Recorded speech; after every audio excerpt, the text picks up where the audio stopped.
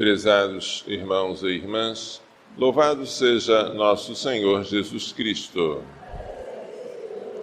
e nossa Mãe, Maria Santíssima. Hoje, festa de Santo Tomás de Aquino, o maior doutor da Igreja, exemplo de sabedoria e de pureza, a liturgia nos propõe a transladação da arca até Jerusalém. A arca da aliança representa Maria. Vejamos como aconteceu. Davi, depois de conquistar Jerusalém dos jebuseus, quer agora transportar a arca para lá, que será a capital não só política, mas religiosa do reino. Acontece que no caminho, a arca vai se desequilibrando, alguém resolve segurá-la, mas cai fulminado por terra. E aí Davi fica assustado por causa do que aconteceu com aquele homem e perguntou: quem é que pode ficar com a arca do Senhor? Estas palavras lembram o que Maria Santíssima disse: quem sou eu para receber em minha casa a mãe do meu Senhor? Então Davi deixa a arca na casa de Obed-Edom. E a arca fica lá durante 3 meses, o que faz lembrar a estadia de Nossa Senhora na casa de Isabel, mais ou menos 3 meses. E Davi ouve dizer que o Senhor abençoou a casa de Obed-Edom por causa da presença da arca. Então Davi resolve continuar a transportar a arca daquela casa até Jerusalém. E quando transporta com alegria, vestido com veste sacerdotal e dando saltos, dando pulos. Esse pulo e esta alegria lembra-nos o salto de João Batista no ventre de Isabel. Saltou de alegria quando percebeu a presença de Maria Santíssima e do menino Jesus dentro dela. E a própria trajetória de Davi coincide com a trajetória de Maria Santíssima, de Nazaré em direção àquela cidade próxima de Jerusalém, onde morava Isabel e Zacarias, que costuma-se dizer que é a Encarim. Tudo aqui aponta para dizer que a Arca da Aliança, que no Antigo Testamento abrigava as tábuas da lei, no Novo Testamento é Maria Santíssima, que abrigou Jesus. E como a Arca da Aliança foi transportada por Davi até Jerusalém e foi colocada provisoriamente numa tenda, porque ainda não havia templo, Maria Santíssima foi visitar Isabel e lá foi recebida com festa, com alegria. Maria é a Arca da Aliança. Esse é um dos títulos que nós dizemos na ladainha de Nossa Senhora, mas é a Arca da Nova Aliança. No Antigo Testamento, Davi, que não era sacerdote, ele era da tribo de Judá, não era levita, aparece aqui com uma função sacerdotal. Ele está oferecendo holocaustos, em que a vítima é totalmente destruída, e sacrifícios de comunhão, ou sacrifícios pacíficos, em que a vítima é dada aos comensais. Você mata um animal, oferece a Deus, mas as pessoas comem dele. 2 tipos de sacrifícios oferecidos por Davi. Davi também abençoa o povo, como se fosse um sacerdote, embora ele fosse rei, e termina a cerimônia distribuindo pães, bolos, tortas.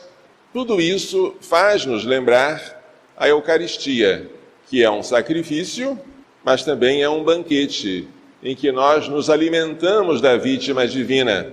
Tudo isso ainda são sombras, são figuras, são coisas do Antigo Testamento, que já preparam para a realidade, para o cumprimento da promessa que se dará no Novo Testamento. A entronização da arca na cidade de Jerusalém e na tenda ainda é provisória, mas já é motivo de grande alegria para Davi. Imagina a alegria de nosso Senhor Jesus Cristo ser entronizado em Maria Santíssima e fazer lá a sua morada e habitar entre nós por meio dela. De fato, Isabel tem razão de alegrar-se e João Batista, dentro dela, tem razão de saltar. E nós temos uma razão de grande alegria, porque aquele que os céus não podem conter quis abrigar-se no seio de Maria e habitar entre nós. Quem é Maria? É aquela que ouviu a palavra de Deus e a pôs em prática, e por isso tornou-se consanguínea do Senhor. Mas ela também não é consanguínea por ter gerado Jesus segundo a carne, sem dúvida.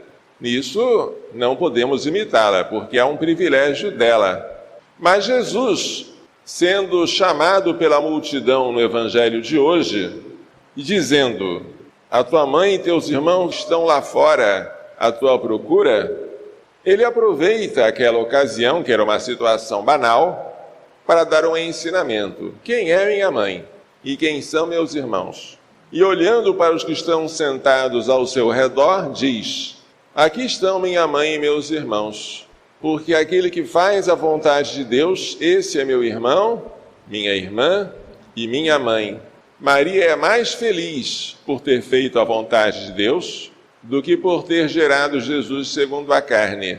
O que fez de Maria privilegiada, mais do que ter concebido Jesus e comunicado a ele a natureza humana, foi ela ter dito: eis a serva do Senhor.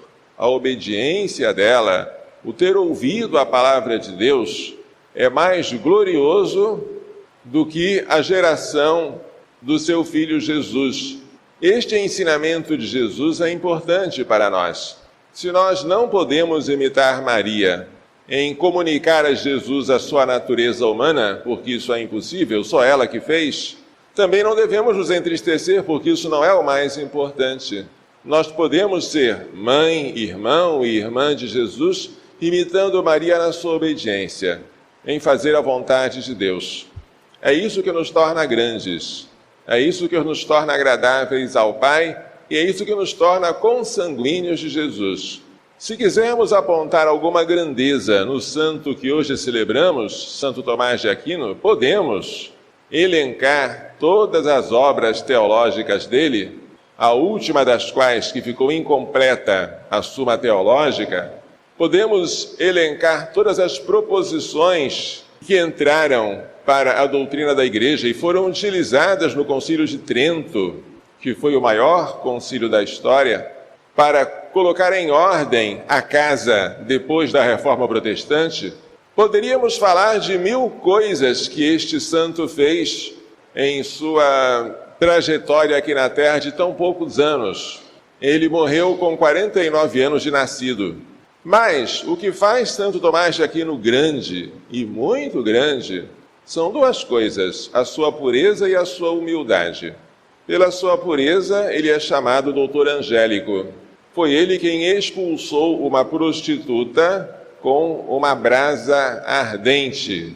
E foi ele quem fez uma doutrina incomparável sobre os anjos como criaturas puramente espirituais.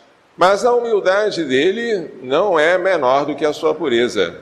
Santo Tomás de Aquino sempre foi silencioso, sempre buscou os últimos lugares, evitava falar de si mesmo, e quando o Senhor, no Santíssimo Sacramento, a quem ele adorava com especial devoção, disse: tu falaste bem de mim, o que queres em troca?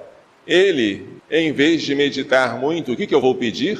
Respondeu de maneira bem simples: tu mesmo, Senhor. O pedido de São Tomás foi atendido.